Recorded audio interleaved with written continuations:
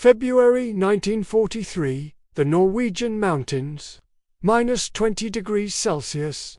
6 men are skiing through a blizzard, pushing toward the most dangerous target in the world. If they fail tonight, Nazi Germany gets the atomic bomb first. And history, as we know it, changes forever. Heavy water. It sounds harmless, almost beautiful. But in 1943, it was the most terrifying substance on Earth. Heavy water was a critical component for creating nuclear weapons, and the Nazis had the only facility in the world that could produce it in large quantities, the Vemork hydroelectric plant, hidden deep in the mountains of occupied Norway. If Germany produced enough heavy water, they could build an atomic bomb. The Allies knew it, and they were desperate to stop them. The first attempt, Operation Freshman, had already failed catastrophically. 2 British gliders carrying commandos crashed in a storm. All the survivors were captured and executed by the Gestapo. So Britain's Special Operations Executive tried a different approach. No large force, no gliders, no noise, just 6 Norwegian commandos, dropped alone into the wilderness, skiing to their target in the dead of winter. They called it Operation Gunnerside. The 6 men chosen for this mission were not ordinary soldiers, they were Norwegian. They knew these mountains, they had grown up skiing these valleys and fishing these rivers. And they had watched their country be occupied, their families threatened, their countrymen executed. They were led by Joachim Rundberg, just 23 years old. 23, and tasked with saving the free world. They had been training in Scotland for months, studying every inch of the plant from blueprints smuggled out of Norway by the resistance. They knew exactly where to go, what to destroy, and how to get out. What they didn't know was whether they would survive long enough to do it. On the night of February 16, 1943, the 6 men parachuted into the Norwegian wilderness. Their drop zone was a frozen plateau called the Hardangervidda, one of the harshest environments on Earth. Temperatures plunged. Visibility was almost zero. The wind cut through their uniforms like a knife. They skied for days through blizzard conditions, sleeping in a tiny remote hut, surviving on whatever they could find.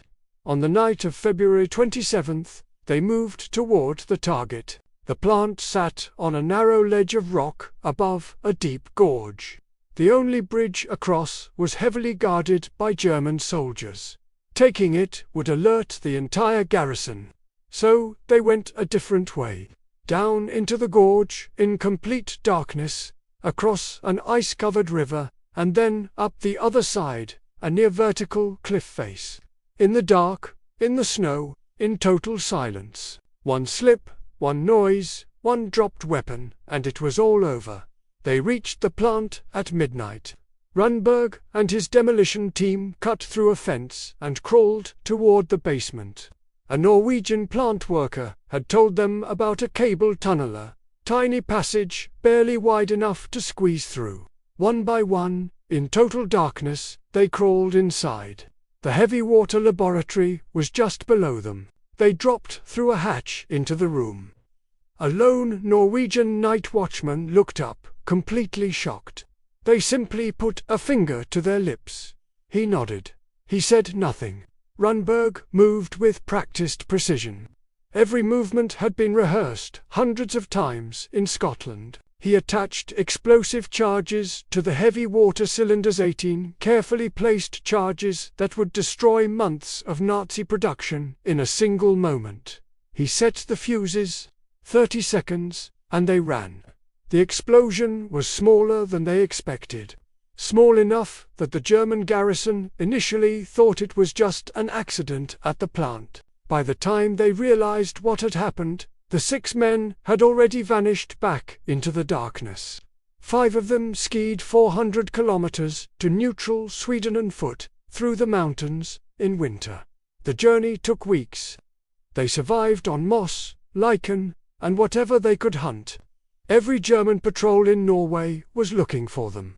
None of them were ever caught. The sixth man, Knut Hockelid, stayed behind in Norway to continue resistance operations. He would later sink a ferry carrying the last of Germany's heavy water stockpile, ensuring the Nazi nuclear program was finished for good. The raid destroyed 500 kilograms of heavy water and set the Nazi nuclear program back by over a year. Combined with Allied bombing campaigns that followed, Germany never recovered its nuclear capability. Hitler never got his atomic bomb. Joachim Runberg lived to be 99 years old. In interviews in his final years, he remained quiet and humble about what he had done. He said he was just a young man doing what needed to be done. He was 23 years old when he skied into that gorge, 23 when he crawled through that tunnel, 23 when he placed those charges.